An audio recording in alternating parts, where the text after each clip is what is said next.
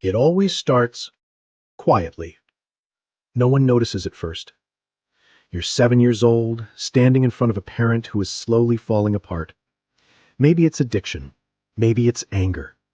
Maybe it's the heavy silence of someone too broken to show up for you. And in that tiny moment, something ancient clicks inside your young mind. If I don't hold everything together, no one will. This is how a child disappears. Not physically, but psychologically. They smile more, they cry less. They learn to read the room before they speak.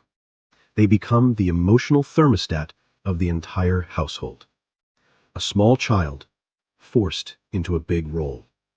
And the world praises them for it. You're so mature. You're so responsible. You're so strong. But no one ever asks, at what cost? This is the invisible grief of growing up too fast. Today, we're going deep into the psychology of that child, because these effects do not fade with age. They follow you into relationships, careers, self-worth, and every quiet moment you spend with yourself. If you don't understand what happened, you'll spend your adult life repeating the same survival patterns that once protected you, but are now slowly destroying you. What actually happens? When a child is forced to emotionally support a parent instead of being supported by one, psychologists call it parentification. The child becomes the caregiver, the peacekeeper, the therapist, the protector. And this doesn't just harm them emotionally, it rewires the developing brain. Because when a child is responsible for emotional stability, they develop hypervigilance. You're always scanning for danger. You walk on eggshells. You learn that love is conditional, a transaction. You give peace, and maybe, if you're lucky, they give you safety. You learn your needs are dangerous. Theirs are urgent. So you disappear, not physically, but emotionally. In your place grows a version of you that performs. The good child, the quiet achiever, the helper, the one who never asks for anything. And you wear that mask so convincingly that even you forget it's a mask. But deep inside, something aches. Something hurts. Because the child you buried didn't die. They're still in there, whispering, "Why didn't anyone protect me?" As you grow older, the symptoms evolve. You might become hyper-independent, pushing people away, refusing help. You might feel numb during happy moments because joy feels unfamiliar, unearned, even unsafe. You might obsess over productivity because it's the only way you've ever felt worthy. And the hardest part? You don't even realize you're still stuck in survival mode. Because when chaos is normal, peace feels suspicious. When abandonment is familiar, love feels like a debt you'll eventually have to repay. That's the psychology of a child forced to grow up too fast. It's not just sadness, it's trauma, complex, silent, and deeply misunderstood. Why does a child take on this role? Because children will do anything for attachment, even sacrifice themselves. It's not conscious, it's biological. In the absence of safety, a child gives up authenticity for belonging. That's not weakness, that's survival. But the tragedy is this: what saved you then is imprisoning you now. So many of us walk around as high-functioning adults with neglected inner children silently pulling the strings. We overachieve just to feel lovable. We stay silent to avoid abandonment.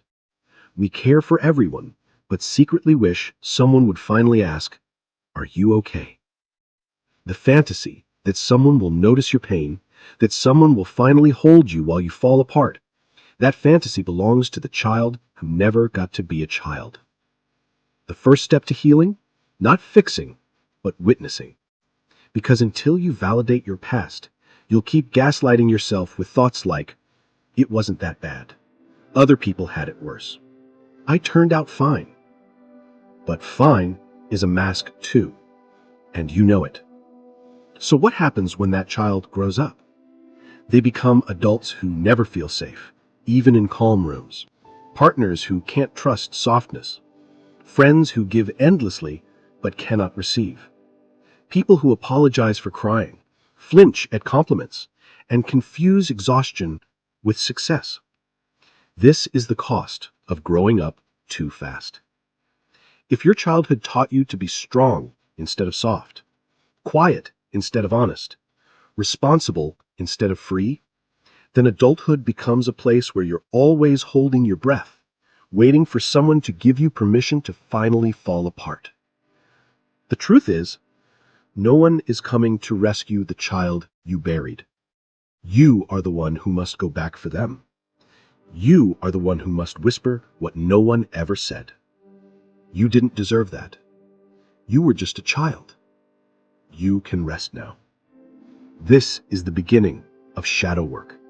Not bypassing pain with fake positivity, but turning toward your abandoned self and saying, I see you, I hear you, and I'm not leaving.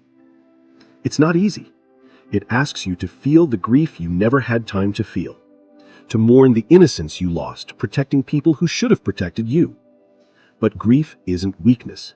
It's proof that you're healing, because what was once frozen is finally thawing. How these patterns show up in adulthood. You become the therapist in every friendship. You overfunction in relationships. You explain too much. You apologize too quickly. You struggle to say no. You fear being a burden. You stay strong when you're breaking inside. These aren't personality traits. They're coping strategies. And the good news? They can be unlearned. Healing begins when you stop glorifying your strength and start honoring your wounds.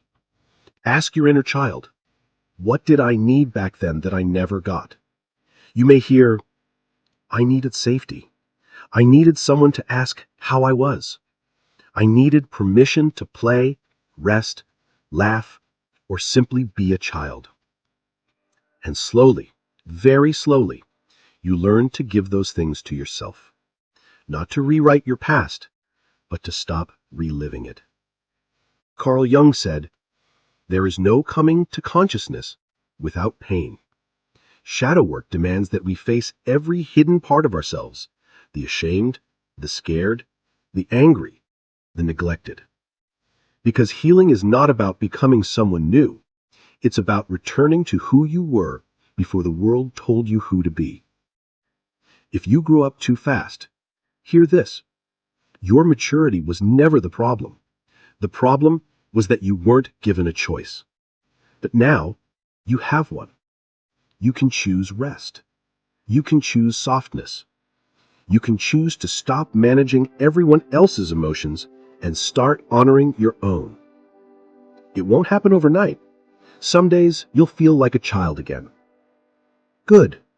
That means the child is finally coming home. Let them cry. Let them play. Let them be seen. You are not broken. You are becoming whole. You may not have had a childhood, but you still have a future.